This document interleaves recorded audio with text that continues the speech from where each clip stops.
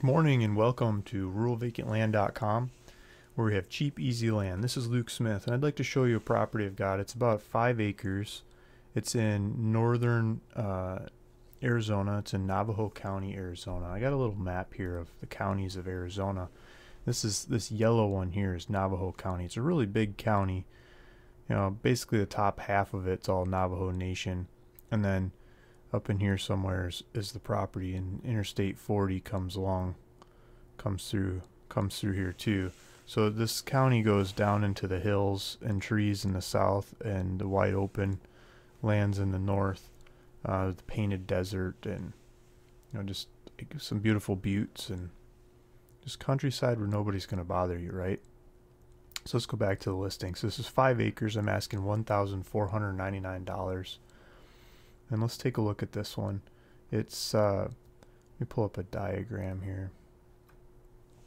So this started out as 40 acres, and well, let's pull that diagram back up. Where you go? So it started out as 40 acres, and I've been selling bits and pieces of it. And so this one that I'm selling here is the southwest quarter of the west half. So here's the west half, and here's the southwest quarter. So it's this 5 acres. I put some easements in to make it easier to get in and out of there. So this southwest quarter, 5 acres, is the property of the original 40 acres. This original 40 acres has the APN number that's in the listing, the APN number. Let's see. Yeah, so that's what I wanted to basically talk about. It says the taxes are about $60 a year. That's the whole 40, so you get 1/8 of that. So, like less than $10 really a year. And water, I'm talking about water catchment. There's no well or city water to this property. So what I think makes the most sense, I mean, you can make up your own mind. There's lots of different alternatives, but I think what makes the most sense is water catchment. I mean, you start out by buying some water storage, whether it's jerry cans, depending on your budget, or going up to some plastic tanks. Like I should pull up some of those websites, but there's a whole bunch of websites you can order tanks from. They'll deliver them, and you can take them out to the property or get them delivered to the property. And a lot of people like the 3,000 gallon ones because you can still take them down the road or strap them to the back of a pickup truck and roll them around without being like a wide load kind of thing. And you can plumb them together as you want, a couple of them, and store water. You could get water delivered, or you could haul your own water. You could get some IBC Totes. People are always asking me about that. Let's do some pictures of IBC Totes. Well, that didn't work. Here we go. So here's some pictures of IBC Totes. These kinds of things are like pallet sized, fit in the back of a pickup truck if you wanted, with a bung on there to let water out. Sometimes they have some way to put stuff in the top, sometimes they don't. And this is they're usually 275 to 325, maybe 350 gallons, like right around 300 gallons. And you can strap one of these to a cheapo trailer if you go to like Harbor Freight or one of those kinds of places.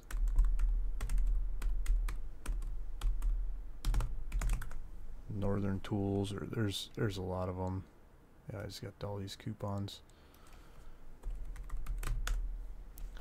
They got these kits. Well, usually I don't see them right now. Usually you can get these kits that just put together the trailer. Maybe I've lost my touch. Just like a put together trailer. Let's try Northern Tools. There's a lot of different websites you can buy these off of and get them delivered, or you can go on Craigslist and find one. One of these kinds of trailers. Here you go. $390 plus delivery or something. You might want to put a piece of plywood across that. Put a piece of plywood on there. strap one of these suckers to it, put it behind your car, behind your truck or whatever. You probably got to tow it slow because this isn't super fancy, you know, this is a $300 trailer. But with that, you can drag water out to your property and fill up your tank. And you know, every time you go to town, just bring some more water back. So that's one way of doing it. And then you start with that, but then you go for water catchment. I mean, there's a lot of different ways of doing water catchment: off the roof, off the ground, off of let's take a look at this property and see if there is some washes or something in there that you could probably pump water out of.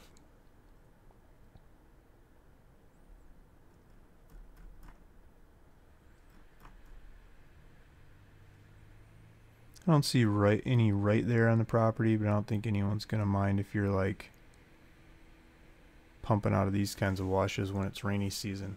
And so rainy season for this part of the world is mid to late July and early August, and you'll get like, you know, in that time frame maybe even 10 inches of rain, 9-10 inches of rain over the course of a month.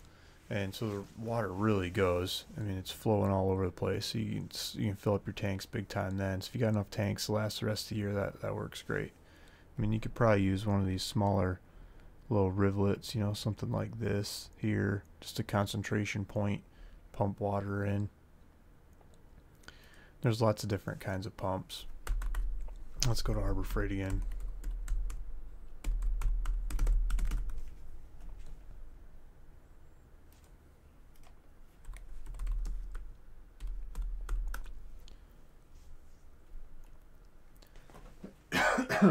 Excuse me.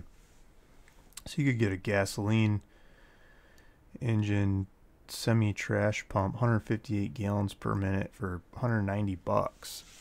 I bet you that's a loud stinky one for that kind of price. But you're not going to run it very often. You just run it when you want to move water out of the, you know, from the ditch to your tanks. Here's a $300 one for 290 gallons per minute. I mean, that's gallons per minute. I mean, that's probably not much lift or distance or whatever, but I mean, even if you got 100 gallons per minute and you had a 3,000 gallon tank, how long would that take? You know, 300 minutes divided by 60. I mean, so if you had 5 hours of constant water in one of those washes, which is, you could totally get that out of a rainstorm. You'd probably get a couple days worth. You could fill that tank. You could probably fill 5 of those tanks in a day with one of these little cheapo pumps. There's electric ones too. You know, these suckers can really go. See if I can find an example of the ones I use. I've got one. I guess it's something like this. This isn't the exact one, but I use them in the horse arenas because they flood, and I put this thing out, you know, with a hose hooked on it and stuff, and it starts the water. It brings water in from all these little holes, right? And then it takes like chunks of dirt and sand and everything. It just shoves it right through there. It goes in like a garden hose, and so I dig like a you know, a 6-inch, 8-inch, maybe 10-inch hole in the middle of the horse arena where the water accumulates the most right before it rains. I put one of those in there, and then when the rain comes down, because my wife likes to ride horses, it goes in that hole, and this thing kicks on, and it just starts pumping. I mean, it just pumps and pumps and pumps. It drains that whole area.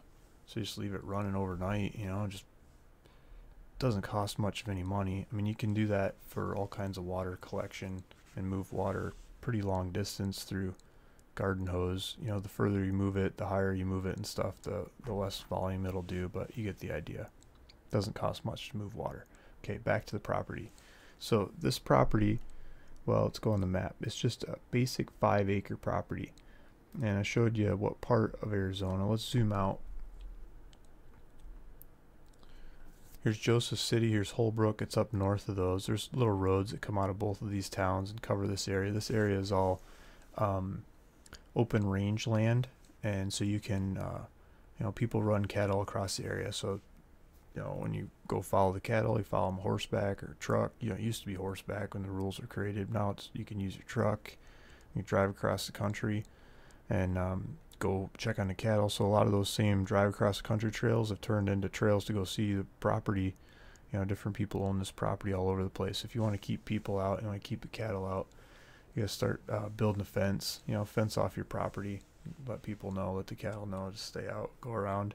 And so some of your neighbors might do that to you too, but it's pretty wide open land. You just go around them. So as we zoom out some more, here's Petrified Forest National Park, ways over here. Flagstaff's over here. Winslow's got a Walmart, so that's probably your closest Walmart that I know of. But there's grocery stores and supplies and stuff in Holbrook. I wonder if Holbrook has lumber. I think they have a True Value or something like that. Let's see.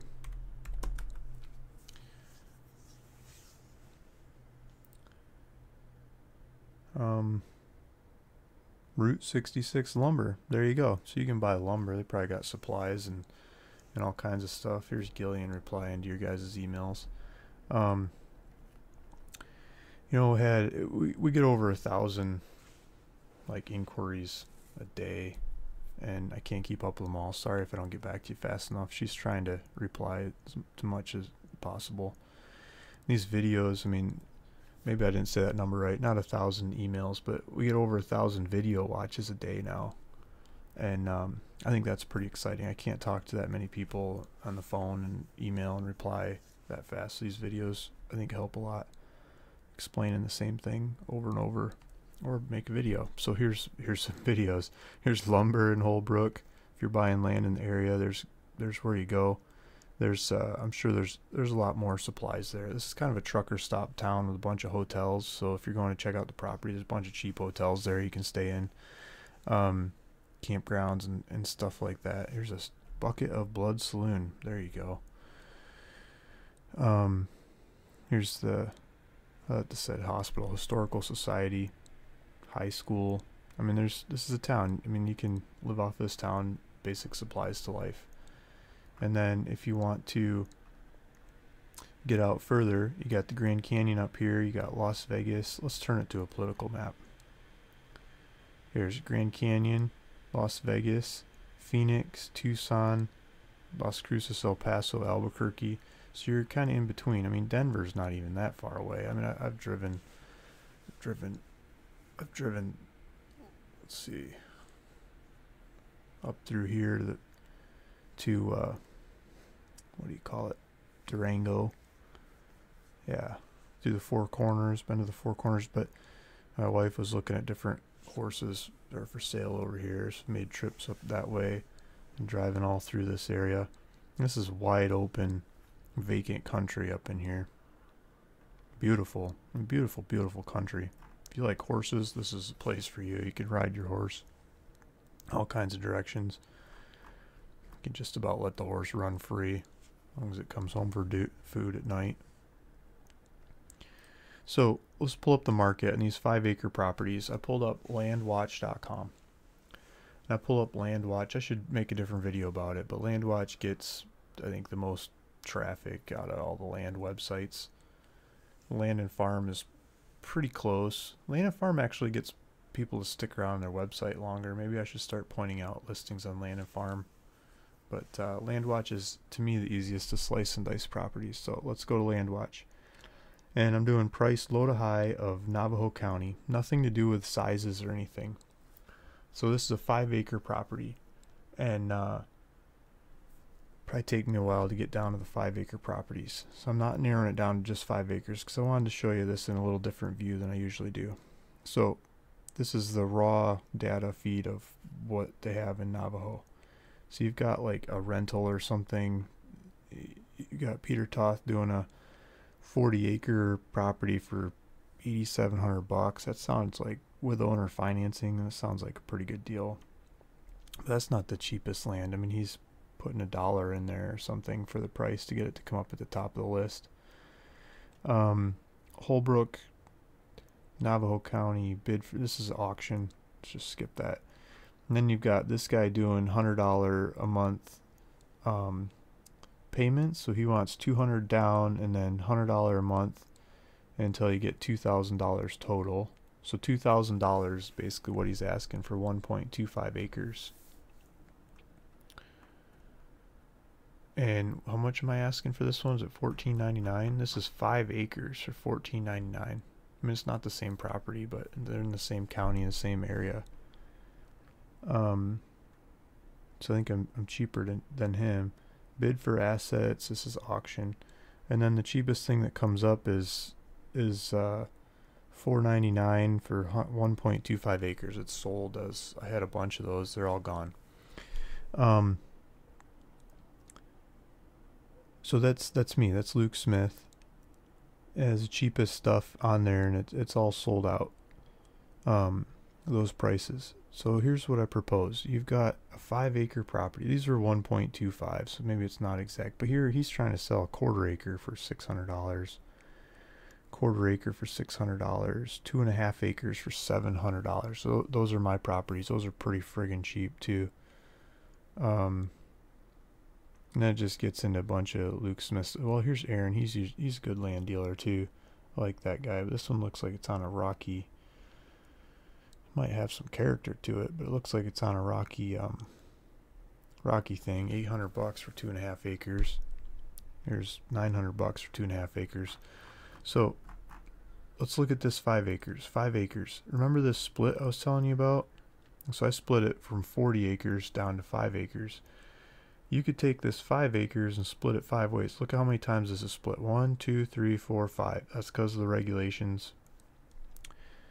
You could split this 5 ways. It could be 1, 2, 3, 4, 5. You know, it could be, this could be 5 different lots, 1 acre lots. If you had 5 different 1 acre lots and you went to Navajo County here and you had your 1 acre lot and you made it the cheapest in the market, I mean, you could make it $98 a month for 10 months. You'd be half the number of months as this guy. And you know, a hair cheaper, you'd be in front of the list. What would that be? $98. 98 times 10 be $980. I should be able to do that in my head, right? Even you could probably do more than 10. You do what, 14 months, 15 months. Do 15 months times $98. $1,500. How much was I asking for this one? It's $1,500, right? Yeah, like $1,500. So you could probably sell one of these 1 acre lots for like $98 a month for 15 months, and that basically pay off the whole 5 acres. You'd be the cheapest anything in there. Now, if you want to do it on cash, you don't want to wait for the payments. Let's see. Cheapest cash. This is a 1/4 acre. You're going to do a full acre, not a 1/4 acre. So full acre, like the cheapest out there, this is 2.5 acres, $6.99. But I mean, if you did a full acre at $5.99, what would that be? $5.99, 5.99. I'm not doing that right. 599 times 5 of them is $3,000. That's double what I'm asking for the property. If you did the $98 a month times 15 months and you got $1,470 and you did that 5 times, you get $7,350. That's some pretty cool numbers. I mean, you got fees and you got a little bit of fees in there and stuff and things, but I mean, you can totally go do that, and you could keep some of the land for yourself. You know, sell off the other lots, see if the neighbors ever show up or not. You can just sell the whole thing off, take the money, and go buy a fancier property. I mean, that's how to become a land baron, doing deals like that. So I'm giving that property up for really cheap. You can make a lot of money on it, and I can write up the legal descriptions and paperwork for you to do that. Yeah, you can buy the property from me, cut it up 5 ways or something, 5 or less ways, and go sell bits and pieces and make a bunch of money off of it. So if you need help, let me know. But there it is, all set up, ready to go. I pulled up the taxes on this property. This is for the full 40 acres. It was $114. Did I have that right on the website? Yeah, that doesn't make any sense. I gotta update that. Let's call it 15 bucks. So the